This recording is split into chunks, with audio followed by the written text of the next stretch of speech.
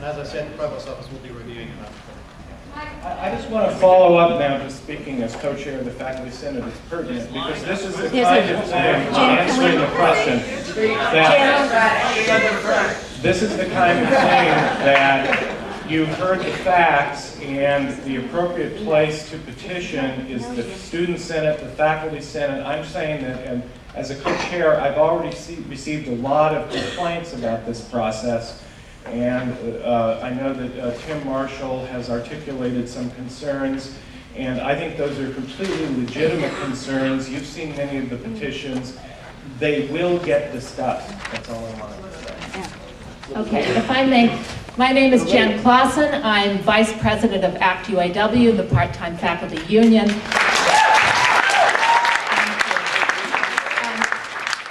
Friday, immediately after observing the massive, overwhelming police response, the union issued a statement condemning that action by the Kerrey administration and also calling for the suspended students to be unsuspended at a minimum pending some sort of due process and investigation. I mean, whatever the problems might be with that process, my question is, could the administration not immediately unsuspend these students, you know, pending whatever panels or reviews or whatever, and why is that not happening? I wonder if would someone like to answer that question? I don't know that we can answer that question here, but it's a relevant question. You know? Linda? Again, I mean, if I can just repeat, the goal here is to get questions that everybody wants answered on the table. I think there's several. We'll try to recap them at the end. We'll try to answer the ones where we can in this space, but we just, you know, you can't answer it at that. I don't think you can answer it at that moment, but I'm just moderating this thing. It's not my thing. Just a second, Andy. Hi, my name is Justin Humphreys, and I'm a student in social research and philosophy. And I basically had two questions. The first one was that I wonder if we can't, well maybe this is more of a comment when it comes down to it. I wonder if we can't come to a consensus just on the fact that the level of violence on Friday was unacceptable and not appropriate for anyone involved. Is that something we can all agree on? By whom? By the police? By the cops. Yeah. Okay. Well, maybe we can't all agree. And then also, this is a comment that maybe will turn into a question, and that is this notion that when you call the police, you know, you have no effect on how they operate, how they do their job. Well, it's true. You can't go up to a cop and say, "Hey, you know, let me tell you how to do your job." But I've called the police before, and you have to make a report. You have to tell them what's going wrong. So I wonder when whoever did call the police called them, what they said, and how we got so many police to show up here Friday morning. Yeah. So that's my central question.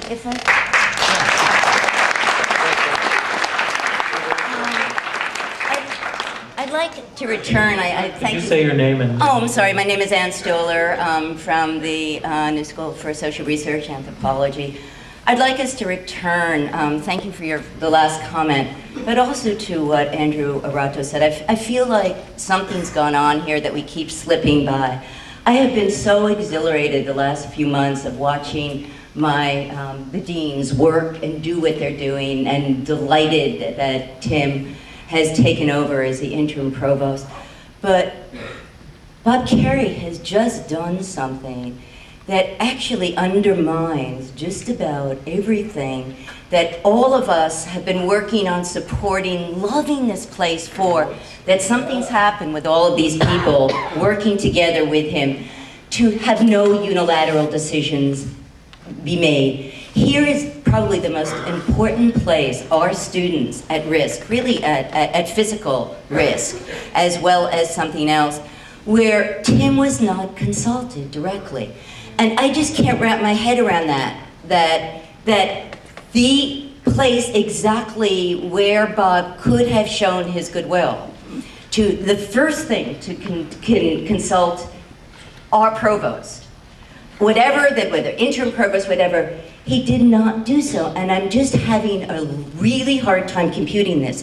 Because what this does for someone who works in political theory and in colonialism and various other things, states of exception, states of emergency are put into place when you are going to suspend certain normal procedures, right? And here we have a call that's a state of emergency. He had to act. But we know already how states of emergency operate. They suspend exactly the procedures that we have all endorsed so much, that you guys have been working so hard for. And I think this is a place we have to stop, because that's the thing that keeps getting glided over, of why Bob thought at this moment he could have suspended absolutely the thing that we've been trying to set in place for 3 months.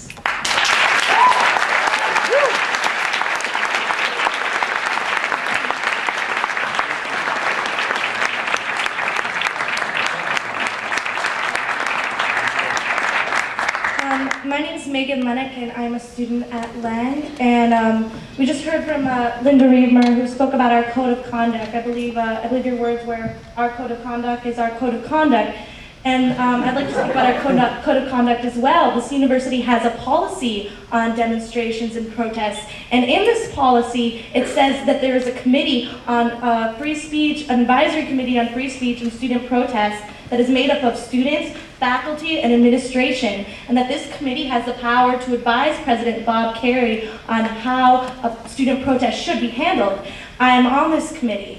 I just want to say for the record that when this protest happened, we received emails that this didn't qualify as a demonstration that we could advise the president on, and it was in the hands of the NYPD. So I just don't understand what the point of is having this committee if all these demonstrations are just going to be reclassified. So we don't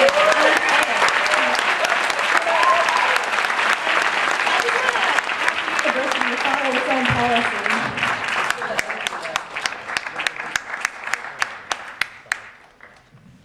Is the gentleman from General Counsel still here? Yes. Hi. So, I'm so happy you're here, because I think the reason we're all here is because of a general lack of accountability as far as the behaviors of central administration have been concerned across the past few months and years. And I think this takes on lots of forms that we've heard of. The university resembling more and more a corporate structure where a progressive tradition is a nice brand identity, et cetera, et cetera. But, I think lots of folks are trying to understand precisely why it was that NYPD came in and started beating people. And I guess I'm asking you this as general counsel, because I assume by general you mean you're our general counsel, this community's general counsel, and not just like the general whims of Bob Kerrey. So we've heard that the provost wasn't consulted. In the decision to send in the NYPD.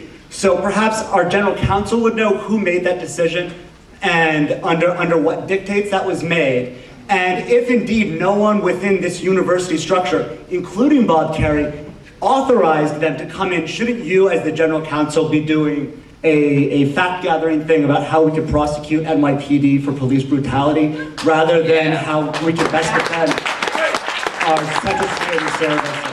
I really mean an actual question. Sir. Just to put the record straight, both myself and Roy Muscovich tried to see if the NYPD liaison, person could come here and help us understand those very questions. And it was such short notice that wasn't possible, but it is something we want to pursue further. We do actually want to know. I'm sorry? Roy, answer the question as well. I'm not going to answer the question. Oh, thank you. Thank you. Raise questions. Yeah. I was just here for a conversation. I wasn't just here to give a statement, right? No, we are. He has to prepare a statement. At this point, as I said, we do actually want to talk to the NYPD further about some of these things. So we do want to take questions. We just don't have the answers for